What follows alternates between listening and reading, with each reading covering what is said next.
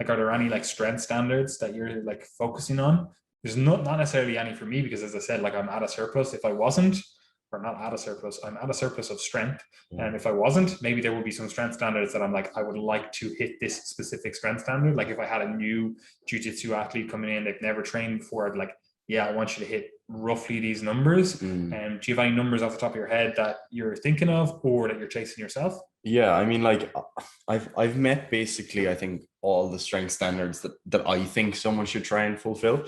So that's why I'm not kind of too focused on it anymore. There's some that I'd like to push up another bit, but for me, like someone asked me this on Instagram the other day, and I think the numbers I cited would be like for someone who's, let's say, doing another sport, or they want to be strong enough that they've satisfied most of the benefits they're going to get from extra strength or muscle. I think if you can get, above a double body weight deadlift, which isn't a very high standard, to be honest, like it's like you should be able to achieve that. I think like a double body weight squat. Yeah. You'd be like, okay, decent level of strength. And that, for that reason, I say, like, I think if you can get like close to a double body weight squat, like you're flying it, really. You're like, you really are. Food chain. Yeah, you're flying it then if you can get to there. Like I think, like if you look at like elite powerlifters or strongmen, you'll sometimes see that their squat is even greater than their deadlift, but that's something you'll only really see at higher levels, higher body weights. Like in general, people are going to be able to deadlift more than they can squat. And that's generally also because they're not using like straps. Yeah. Like if they were to put on straps, which is the weak link for most people, which is the grip,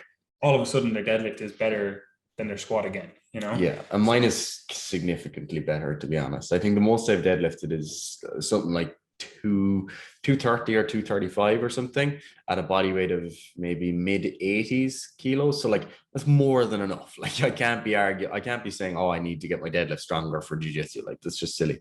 So if you can get a double body weight deadlift, maybe 2 to 2.5, if you want to be aggressive, close to a double body weight squat. I think if you can get a 1.5 times body weight bench, but even 1 to 1.5, you're grand, really. Overhead press, if you can get anywhere near 1 times body weight, like unreal. But that's probably a more aggressive standard. I think 0.75 to 1 times body weight is what you should be looking for. I would say like 0.8, you're fucking good. Yeah, you're doing good there. Some people just really struggle with that, especially like I have relatively long arms. Like you obviously have long arms. There's a lot of movement overhead, with an overhead press, and that can be mine is so much better if I like stop. Like, can't see it on the video. If I stop at like chin height, I'm like fucking 1 times body weight, 1.2 times body weight, fucking handy. If I actually have to like bring it down to here, like you can't really see it in the video, but my elbows have to tuck in before they can go back out, and it's just like knocks off like 50 kilos.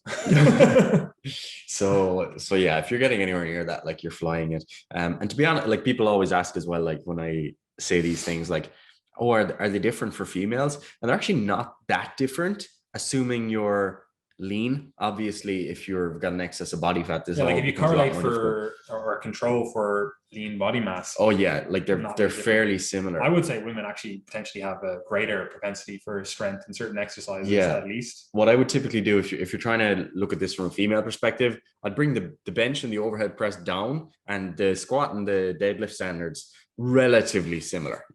Like for example, in my book, like a 60 kilo female, and this could be wrong, this is totally arbitrary, 60 kilo female is kind of akin to 75 to 80 kilo male. Like they're relatively equivalent. If you look at average male heights, average female heights, and average levels of body fat between the two, like they're kind of along a similar standard. So when I look at my own strength standards, I kind of view that as like, all right, would a 65 kilo female be able to lift around the same level proportionally? Like, yeah, if you can get a double body weight deadlift at 60 kilos, that's 120 kilos. And I've had a lot of female clients over the years who've met that standard. So I don't think it's too far beyond. And obviously we should also like caveat all of this, that like there's no actual like required exercises. Like a deadlift might be fucking just woeful for you. You might be actually way better with something like a rack pull, and you're like, Yeah. this is how I'm going to actually get my strength standards achieved.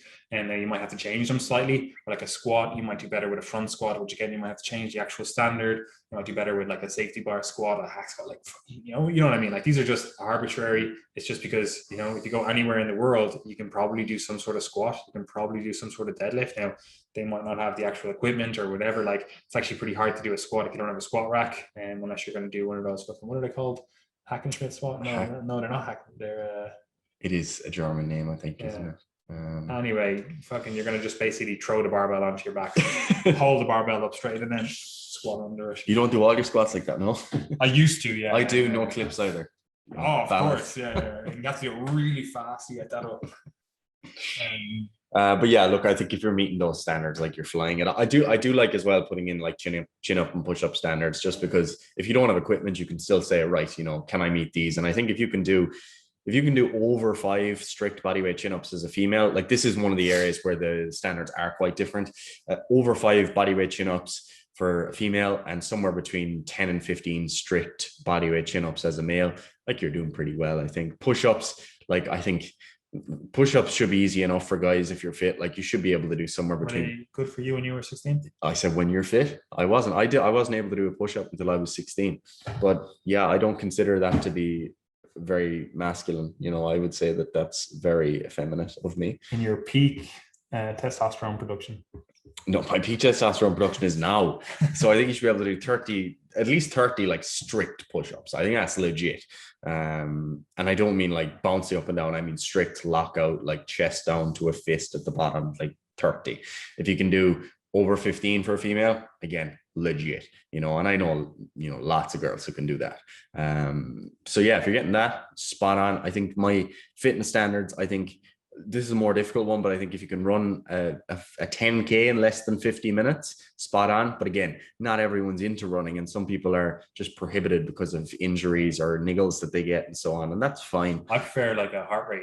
Just if you can get your heart rate below 50, like you're fucking fit. If you can get your heart rate below 60, I'd be like, you're in a good position, you know, you're not gonna die. Yeah, I mean, for most people, like that's spot on. Some people will just have naturally low heart rates and still be unfit as fuck, which is a different story. But also, I like I set some assault bike standards as well. Like if you're a female and you can do a 20 cal assault, is that what I said? 20 cal assault bike less than 60 seconds. That seems really hard actually. 10 cal assault bike maybe less than 30 seconds as a female, and 20 cal assault bike less than 30 seconds as a male. Like that's legit, I think, because the difference with the assault bike there is like, obviously there's an anaerobic component to that, but the heavier you are, the greater force you're going to be able to output each time you press your leg down anyway. So you do have to, gravity, like you do have to just make a bigger differentiation there between male and female. But yeah, they're all obviously totally arbitrary. And if you meet none of those